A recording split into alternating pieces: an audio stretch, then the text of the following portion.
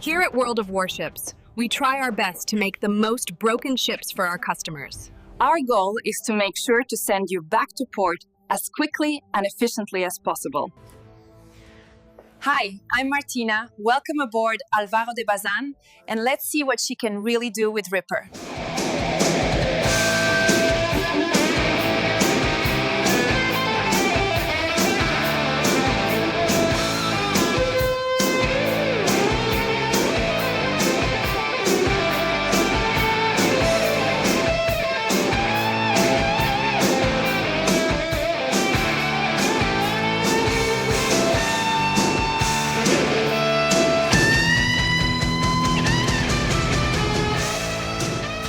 Hey team, this is Ripper. You guys are doing fantastic today. You got a fun video with the Álvaro de Bazán, and somebody had asked me to take a look at this again, and you know what? Again, you guys have been right, YouTube. You guys are awesome with the comments and everything. I did not realize how powerful this thing is again, and I kind of want to redo the rebuild here on the Commander build, where I'm going to actually try to add Fearless Brawler, but as you can see, the gun reload is pretty long, 4.6%, so to speak, but the survivability of this thing is ridiculous. 31,000 HP, as you can see right there. The guns and the burst fire, my God, is really horrendous, and I'm going to talk about it and how we employ it. Also, how to be good destroyer players as well. But as always, before we get in, like, subscribe button below. Appreciate all the supporters of the channel. See value what we're doing here today. Smash those buttons, leave a comment, and we cannot thank you enough. I appreciate you stopping by. Hope you enjoyed the show, and if anything, hope you get something out of it. And as always, let us know what you think. So, all right, what is this thing's real big gimmick? Okay, there's always some kind of gimmick with something, right? So, well, I mean, it's got just basic everything except for the burst fire. Maybe that is the gimmick. But, man, this is an amazing destroyer. I'm surprised not many people play this thing. And it's the Spanish destroyer line with the HE shells, which are 135 millimeter guns. My goodness. 825 meters per second coming out of the barrel, but 23 mil pin, 9.5% fire chance. So he starts a lot of fires. The AP is whatever. I don't really use it too much. I don't think you really need to. Maybe for cruisers with our broadsides, maybe you get that situation. But the torpedoes are incredible. I mean, about 80 to 90 second reload if you build for it. Maximum damage here, obviously 15,000 if you built for the arms race. Obviously, this is a little bit busted with the arms race thing. It's not realistic. 56 knots speed. It's a little slow, on the, but again, 6.7 second reaction time. So, I don't know. To take 6 to 7 second reaction time is pretty decent. The smoke is like whatever, basic smoke. Engine boost is 8% basic engine boost. It's already fast as it is. This thing already goes base 42 knots with the flag. But really, the gimmick is this dispersion minus 10% in the burst fire, and the burst fire reloads in 17 seconds. So it's not too horrendously long, but it's actually just enough for you to use correctly. Huh? Man, that's what she said. A lot of those jokes right there I didn't intend on. Anyways, the idea of this thing, really, it's got the concealment, so 6.2, not bad. Not the greatest. You can still get outspotted, but it's decent enough where you can actually go in into cap points and have an option, where you can decide if you want to smoke up, run away, whatever, because it's got the speed, it's got the armor, the heals, not the armor, but the health, I mean. And, man, this thing is actually freaking powerful. And then you get the burst fire on top of it, which you can see how we're going to employ this thing here. Again, watch how we're playing Destroyer gameplay here, where we're selecting our targets, selecting our engagements. We've already eliminated 2 ships right off the bat, and now we're just going to start melting guys. This thing does great at kind of the big, heavy destroyer role, where you're kind of a supporter and a capper at the same time, where you can actually use your big-ass guns. 4 sets of them double barrel, which is nice. I like that. And here comes the burst fire. Watch this. There's the burst fire. You get those 3 sets of bursts, but the dispersion is amazing. You pretty much are getting whatever you aim at, you hit, and it starts a lot of fire. So very, very good there. Look, the reload's already back off a reload. I mean, it's pretty dang quick. It's not bad. I mean, 17 seconds seems like an eternity, but, I mean, what you're getting. Now, the reload, the base reload, as you can see here, is 4 seconds. So if this thing shoots 3 bursts, right? And you get 4 seconds, so 3 times 4, so that's what, 12 seconds? So in 12 seconds, you get 3 off, while 17 seconds, you get 3 off. So it really depends on more. Oh, look at that torpedo hit. See, I'm telling you, those torpedoes, they get you. They're scary. Now watch the dispersion here. Now, again, if you want to use the burst fire for more of that finish him kind of kill, Mortal Kombat kind of thing, that's probably what you do it for. Like this situation right here, he's almost dead, 3,000 HP. There, look at the dispersion. Boom, boom, boom, boom, boom, boom, and done. That's what the burst fire gimmick to me feels like. It's kind of like the Zorky, finish him kind of maneuver. I don't really see myself engaging it too much unless I know I got to disengage or a destroyer smokes up. That's when you really need to use it. And again, as good destroyer players, you're always out there spotting for your team. You're up there capping. You're playing objectives. You're near that medium range to give your team not only spotting, but also, I would say, moral support, because your team sometimes is so afraid. Again, you're playing with all types of players. They may be so scared they don't want to damage your ship, and there's nothing you can do about that. All you can do is lead from the front, lead by example, and then just set the pace, right? So as a destroyer player, you are setting the pace. All right, we're going to engage the Zao here. We're afraid of Zao guns because they are super freaking accurate. Launch a torpedo spread right, because he's going to turn. See, he's turning right into us. So I always launch torpedoes right at players now as a form of, I guess you could say, deterrence, blocking. So if he turns towards me, he'll get hit. But then if he turns away from the torpedoes, boom, he's showing full broadside right here. And we're going to just keep on firing. Now, yeah, he's just going to die. It's just too easy. All right, let's go against Kansas here. All right, so big battleship right here. This is kind of what the Bazán also does very well, is also farm battleships. Again, I don't have to explain too much for you guys. Just farming is farming. It does it very, very well for 135 millimeter caliber guns. You can start a lot of fires. You can pen a lot of that main superstructure area. Obviously, it doesn't pen the 32 mil threshold, but we're not really doing that. We're really just shooting at the basics here of just superstructure, and you can see it does it very well, and you're getting a lot of these juicy chunks because you get 8 set of these guns, and look at 2,600 right there, and you can see this is really all it is. Look at 3 fires we started on the Kansas right here. A lot of that passive income damage, and then you get that raw alpha damage of about, look, 1,200 to 1,600 damage per salvo every 4 seconds. Not bad. Look at that, 1,200 again. So again, I don't know if it's the caliber guns. I mean, the caliber guns shouldn't really matter because it only pens 23 mils. Nothing spectacular, but it just starts a lot of fires. It's very accurate. And then when we do the finish him move, again, I save the burst fire for either finish him or when I know that I need to start another perma-fire. Like he just damage con right there. How you can tell he damage con, he put out the fires all at once. And of course, we got the smoke right here. And you can see the lights flashing on his ship right there. See, I see that light right there flashing. I'll just pause it so you can see it. Those little lights flashing means he's using his damage con. So as those go away, that's your time to actually send another salvo in to start another fire. Because it's going to be a perma fire because his damage con has cooldown. All right, there's that perma fire. So now we know that he's perma fired. So whatever happens now will stick. And there's the burst fire gimmick right there. Look at that. Look at all those shells plowing right into him. 1,200, 1,700, 1,400, 2,000. Holy crap, and we start another perma-fire, and that's exactly what the finish him move really is all about. But look, my burst fire's off cooldown again. Let's send another one into him. That's what she said. And too easy. Like arsonist, my gosh. Yeah, we barely burned the crap down on that Kansas, so it's not very fun day for battleships, like I said. All right, we're going to start pushing into the center rack, doing our destroyer roll. Again, we're supposed to cap, we're supposed to spot. And again, always continuously monitor your team, your health, and minimap as where our other players at. We're going to start some more fires on Yamato. Ooh, Jaeger right here.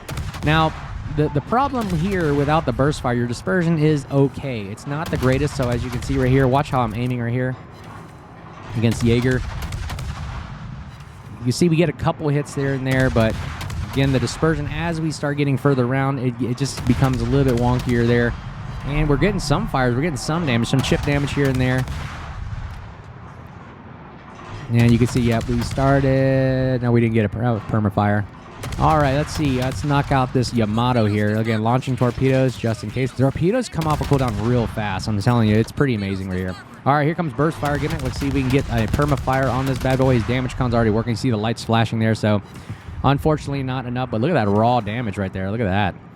Now he's got to wait another 8 seconds. Hopefully we can get this kill right here. This will be a nice kill. I gotta try the AP. Maybe the AP works pretty well. So again, this is your job. Destroy player, farm and damage like crazy. All right, he burns down or gets shot down by Janan. All right, let's see what else we can work on here. Let's go towards... here we go. The Jaeger. All right, we know he's going to launch torpedoes. Okay, first of all, let's do a little destroyer lesson when engaging. So you have to know your destroyers. Like, what are they good for? Now, notice when you see Jaeger, Hollands, Shimakaze, they're going to do suicide torpedo runs. So you notice he's going to fire. Look, he's already aiming 1, 2, 3, 4 sets at me. He's already looking. He's not firing his guns. She knows something's going to come at you. So as a good destroyer player, you got to know torpedoes are incoming. You have either 2 options here. One, either turn away, or two, turn in. Those are the only two, because you got to go slim profile. If you go full broadside, you're going to take a massive amount, okay? And I've got engine boost, so you need all the speed you can to really just throw off the reticle or turn hard in or away. So watch this. He's going to shoot the torpedoes here. I'm trying to kill this guy as much as I can. You got to focus on two different things right here. All right, there are the torpedoes. There, we kill them as fast as we can. Now we got to turn hard in, hard in. We're aiming for this one little gap right here. I'm going to take one. That's not bad, and miss the other. See, I either took the full broadside of all of those while I'm not full broadside, or I turn in or turn away, and that allows you to mitigate, because you know they're going to do it. So you might as well expect it and already plan for the torpedoes. Once they lose the torpedoes, they're pretty much dead because their guns are worthless. You got way more health and HP and guns that way. If you're a gunboat DD like me, that's kind of how I play it. All right, we're going to melt down Palmer in here. Let's see, he's got secondaries on us, but that's okay. We've got a heal buff, so we know we're going to recoup that damage. But just look what this thing can do. My gosh. I mean, the guns are incredible on Bazán. I mean, they really have that raw alpha damage. We're going to launch from torpedoes as he turns away. We'll launch it in front of him, so he'll turn into them if we need him. But I think he's pretty much going to die right here. Here comes the burst fire gimmick right there. And did we get it? Oh, yeah, there it is. Telling you, this thing puts out so much firepower in one kind of like engagement there. It's amazing. 4 kills right there. Can we go for Kraken? 173,000 damage. My gosh, I'm telling you, the Bazán, you can rack up a lot of damage in this thing, especially with the fires. 11 fires, burst fire gimmicks, and oh, here we go. Let's see if we can get the Kraken here. This would be nice for a video, wouldn't it? All right, let's see here. Shooting there. It pins the side plating. Very nice. Unfortunately, he moves right behind the island just enough right there, and we're hitting just the back, just the back, just the ass, just the ass, just the ass. That's what she said. Oh, 564. That one more shell would have got us. I will call that a 4.5 Kraken right there, okay? 4.5 Kraken. Hey, we almost got it. 179,000 damage. My God, Bazán is amazing. I'll show you another game. I mean, I was just trying it out because someone said so. I just tried one game or 2 games, and man, this is the kind of games you get in the Bazán. And man, top of the team right there. You draw a lot of fire right there. Not enough to be annoying, but you draw a decent amount of fire. I didn't really use the smoke too much. I only had 1. But yeah, this thing is a great farmer and great damage dealer. Look at all this. 900, I guess these are with modifiers, and man, you can make a lot of money with this thing. Okay, let's take a look at another video. All right, everybody's favorite map, Two Brothers. Unfortunately, we're not going to go up the middle here because I just don't think it's a ship that's designed for that. But really what we're doing here is just capping and spotting for our team like we normally do. And we are just going to be that basic destroyer player that is just going to do basic destroyer things. So again, going and riding in the cap. Now, I just saw Guy of the North. He's got a great channel, by the way. Check it out. The biggest thing was do not rush into a cap. Now, if you do decide to go into a cap, make sure you do have the concealment for it. And then second is, do you have an escape plan? And obviously, you have to know, obviously, be a little bit more experienced and understand, like, what are your threats here. Notice I got a Minotaur on the minimap. I see he's got a radar threat, so I'm not going to stay in the cap. So you got to know when to stay in, when to stay out. And, that's what she said. But basically, you got to pick and choose your battles, because you have to understand that if you stay in the cap, you're going to get melted to death. This could be a radar mino. We're going to find out real fast here if we pop smoke and if he's a radar or not. Meanwhile, we can engage. There he goes. He's a smoke mino, so no radar threat there, because we don't know. We always have to assume the worst. We start a fire, and then we disengage. We're not going to play. See, that's what you want to have. If you are going to go into the cap immediately off the bat, you're going to go into the cap at Delta, analyze the situation, and determine what's the best course of action. So right there, you can see right now, they're going to push the Delta cap. We're not going to mess around. We're not going to engage. We'll disengage and run around, reassess, regroup, and then spot for our team, because that's what we're supposed to do. Now, Laffy's are inside of there. That's exactly why we knew that there's some other threat there, because Mino is either capping or Laffy is capping. So again, notice that you have to have support if you want to do something like this. Many times I see destroyer players go in without support, and I learned this in clan battles, that if you go in without support, obviously you're going to get melted down, focus fire, because you're the only target there. If you're the only guy there, it means you're the only thing to shoot at. And if you're the only thing to shoot at, everybody's going to shoot at you. Get it? It's kind of common sense there. So what we're going to do is then engage and go in. Let's see here. And we know there's no radar threat here, because the Mino... torpedo threat here. You always stay nosed in. That's why you always want to stay nose into a destroyer, because you know the torpedoes are coming. Okay, we're going to stop the cap here. Again, I don't have any support here. No radar, no hydro, no nothing. So, again, this is very deadly because we know Mino has torpedoes. We know he doesn't have a radar, so no radar threat. But the Laffy can outspot us. He gets first engagement, first look, first shot right there. See, he's spotting us right now. Unfortunately, he's not firing, which is smart on him because he doesn't want to reveal his position. And then, of course, he's got to smoke up. So we're going to disengage again, get out of our detection of 6.2. And now we're going to go reassess. Okay, what can we do damage to right now? Probably Libertad right now because all my team is down here. Libertad's preoccupied, so we're going to pick and choose our battles. It's better probably just to eliminate one player rather than sacrifice your ship and take a cap. We can always recap. Remember that. You don't win games by capping first. You win games by capping the longest and being the last one to do it. All right, so let's see here. We'll launch a torpedo spread at him right there, but he probably will die before he even gets there. Again, I don't like this horrendous reload here. 4.6 seconds, pretty ridiculous. Here comes the burst fire gimmick again. We get the kill.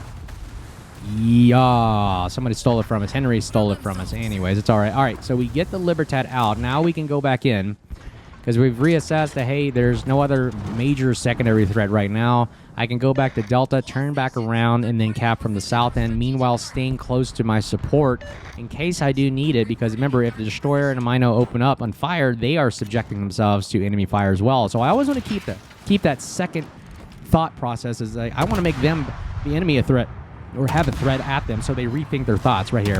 All right, look at this engagement right here with the Laffy. I know he's got the super heal, so there's the smoke. I'm going to fire a burst fire into him right there. Unfortunately, he breaks one of our guns right at the right moment. So dispersion is great. We get 20 hits on him right there. We take as much HP and we smoke up. We don't want to keep revealing ourselves. So either one, he's going to egress the cap and either launch torpedoes at us. They're right there. Oh, he's staying in the cap. Let's see if we can get him out.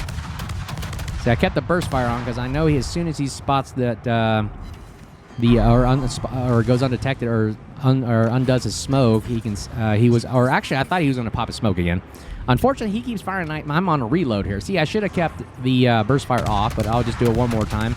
See, if I kept firing him, I would have killed him right there. But unfortunately, I was just too greedy, and I really thought I could get him. But he's got the super heal, so he's coming back to life. Oh, he's burning. Actually, never mind. Yeah, I got a fire on him. All right, we're going to disengage. We're not going to sacrifice too much of our health. We don't have a heal. That's the downside of the Bazán. Even though we have 31,000 HP, we don't have a heal to bring it back. And then, of course, the Laffy does. Earlier, what I was saying was like I wanted the burst fire on because knowing the Laffy's got that smoke on demand, on and off. So I was like, man, let me see if I can get as much firepower into him so in case he pops that smoke again, I can't see him and shoot him anyways. Might as well get as much damage as I can into him right off the bat. And that's what the Bazán really is good at. For those quick ambush burst fire gimmicks right off the bat, like I said, and a lot of people just don't like that. But again, hey, it is what it is. That's the gimmick of the Bazán right there. Let's see what the burst fire reload is now that I'm down in Adrenaline Rush. It's 15 seconds. So 15 seconds reload. So is it better now? Because remember, you get 3 bursts. So if 4 times 3 is 12.3-ish. 12.3 seconds to 15 second reload for the burst fire. I mean, do you get more out of it? You know, as the burst fire with the better dispersion. At this point, if the reload is just the same, you might as well just use the burst fire. Kind of like the USS Johnson, GQ Johnny kind of gimmick. You might as well just keep using the burst fire because it just provides more damage output, quicker, faster right off the bat, and you get that nice broadside right there. And of course, you also get the better dispersion. So, yeah, it could be better. It depends on how you want to play it. If you want to risk those 2 seconds right there of the difference, it's up to you. See, like right now, I'm getting 4.1 second reload. Maybe I'll build a Fearless Brawler, and maybe it'll give me a little bit slightly better reload here. Because I'm usually open water gunbutting, I've noticed, in the Bazán for some reason. It just seems that way. All right, here's the burst fire here, so we can get this kill.